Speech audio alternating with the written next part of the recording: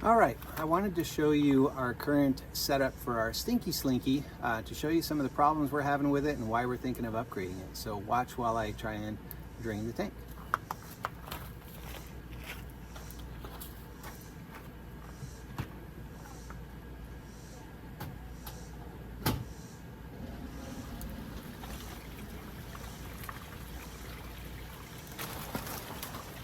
Yeah, notice that happens.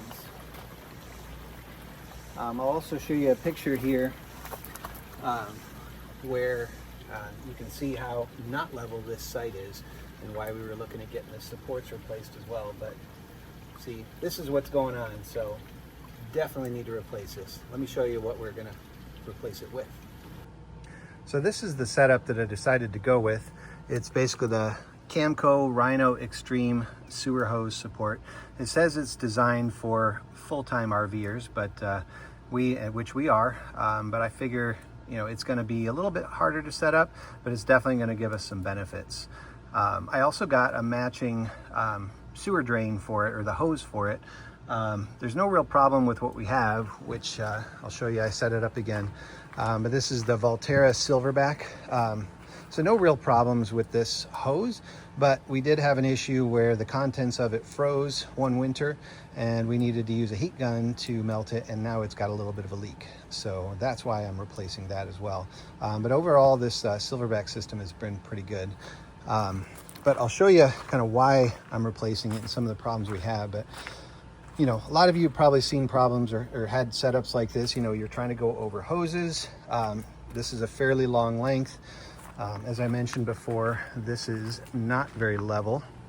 We actually wind up getting water pooling up on it. And also we've got a very high sewer pipe here. So as you see, there's no chance for this to stay straight downhill.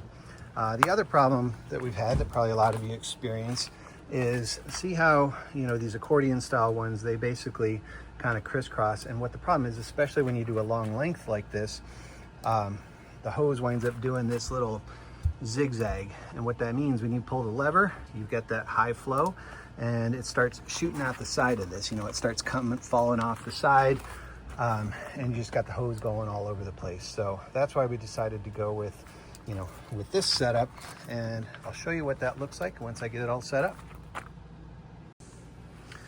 So the way I'm setting this up, I basically just kind of left the hose hooked up because there's still some water in it.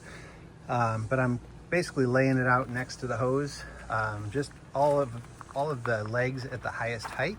And then what I'm going to try and do is basically get them kind of even and you know, adjust the little feet so that it's basically going downhill the whole time. So I'll show you down over here, you know, how easy this is to adjust. So it's basically got this little tabs that you flip out, and then you basically just pick the height you want and lock them in.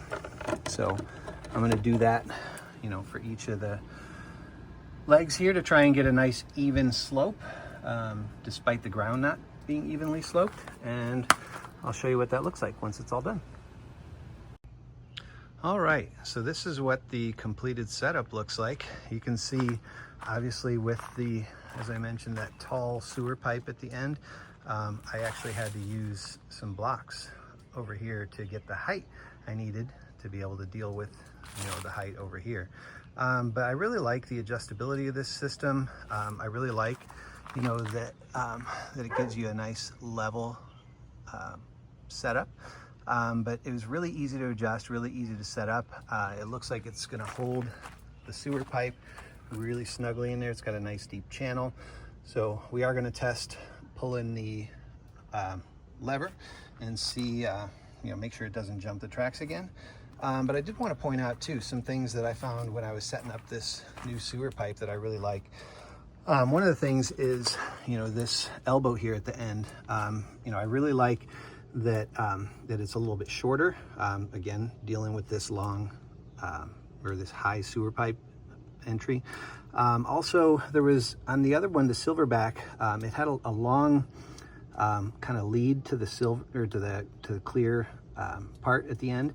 So what it meant was I couldn't thread the thread this into there, and basically that contributed to further height. The other thing that's really nice about this new upgraded hose that we got is each of these connection points swivels. So this swivels, this part swivels on the elbow, this part swivels on the hose.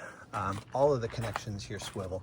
What that means, I'm sure a lot of you have experienced this, but when you're connecting the hose, you kind of got to find the right point at the 90 degrees to make sure that, you know, how much you've stretched out the hose, make sure that it's not kind of doing a corkscrew curl. This makes it lay super nice and makes it really easy to connect because of that flexibility and that rotation that you've got in there. So now what I'm going to try, I filled up the black tank with about 25 gallons. So I'm going to try pulling the lever and make sure that it doesn't jump the track.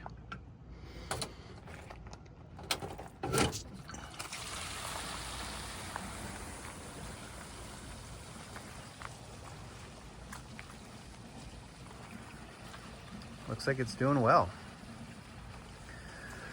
It's, as I mentioned, it's got a nice even slope to it now, so it does drain much easier. Don't mind the stinky stuff in there. It's still not fully cleaned out. But overall, you know, it's doing great. It's not jumping the track like the other one did.